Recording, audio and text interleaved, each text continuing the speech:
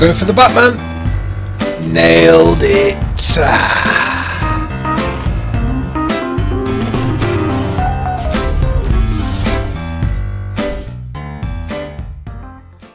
then, PDWs, or personal defence weapons, the close quarter weapons in Battlefield 4, and oh my, what a great job they do.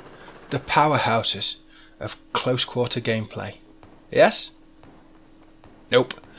By default, you'd expect these to be the ultimate in room clearance. Fast rates of fire, high damage and small models, perfect for sneaking around and clearing out rooms. But often, most of the PDWs don't do that very well at all. I've used every PDW in the game, but have demoted them to be used on very rare occasions. For me, carbines are a better gun to run due to them being far more versatile. In my opinion, PDWs have been balanced badly in Battlefield 4 and should be the dominant force up close, and in reality only a few can pull it off. Assault rifles and carbines will often outdo a PDW in close quarters, especially guns like the AEK and FAMAS.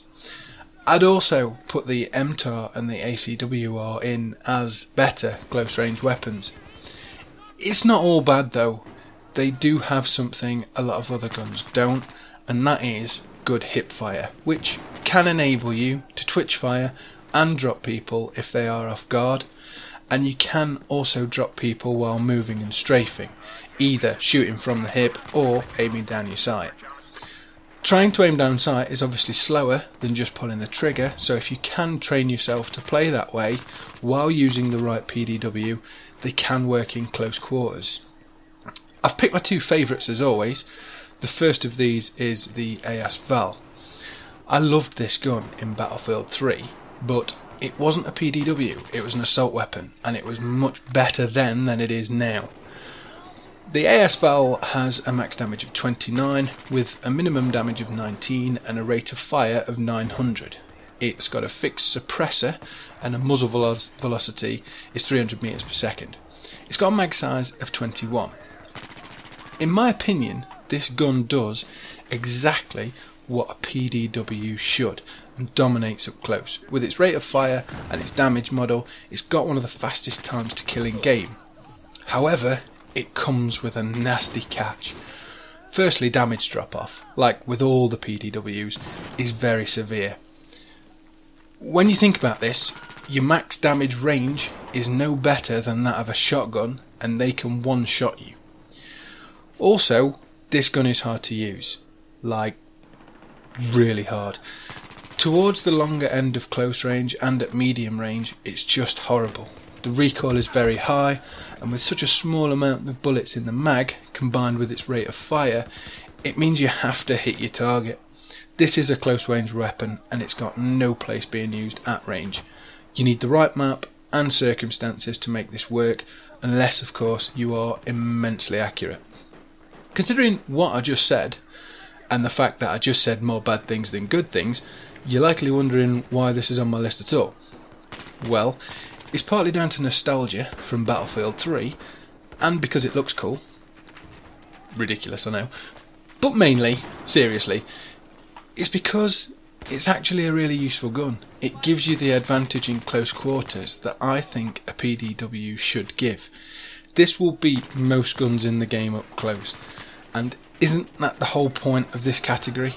Guns like the PP2000 have accuracy and low recoil, but you do more damage if you just threw a tennis ball at someone.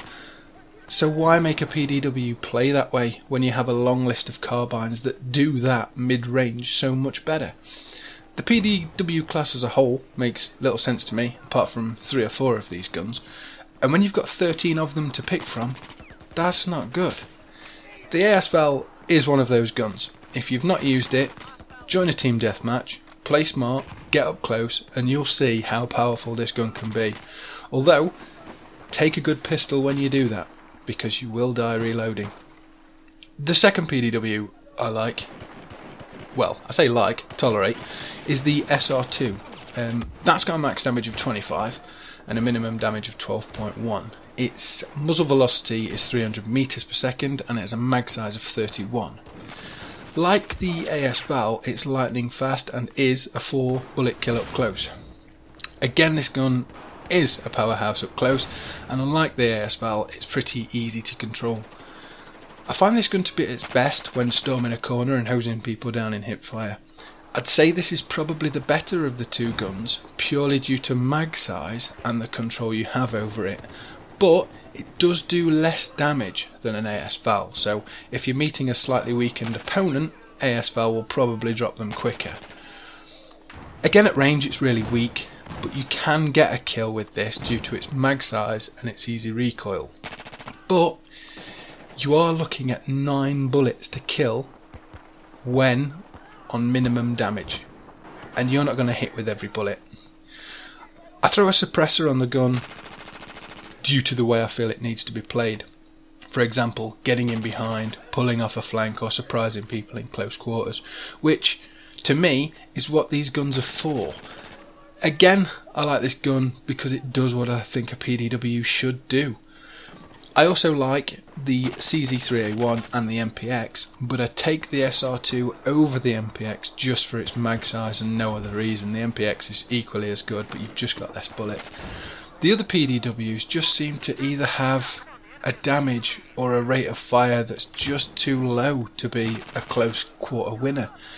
You can still get kills with these other guns. After all, they fire bullets, and any gun that's firing bullets you can get kills with, but in that short range you want really quick firing guns, and the rest of them just don't do it fast enough. In my opinion, toe to toe, the AS Val, the SR2, the MPX and the CZ3A1 will hands down beat any of the others in close quarters. You can argue that a gun like the PP2000 would beat these at range, but if I was engaging at range I'd be using a carbine and your PP2000 would be laying on the floor. The PDW category is not versatile enough for me. I can do what PDWs do with a FAMAS, with an AK, with an MTAR and an ACWR, and after I've cleaned out the PDWs I can then go on to compete at longer ranges. It's badly balanced for me. If you are a super sneaky pro, these guns do work, but they don't match my playstyle and my preferred engagement range, which I guess makes me slightly biased against them. If you are successful with these weapons, and when I say successful, I mean do better or equally to match carbines and assault rifles, then I take my hat off to you, good sir, or miss. Feel free to disagree and put your favourites below, but that's all for now. Have a good day.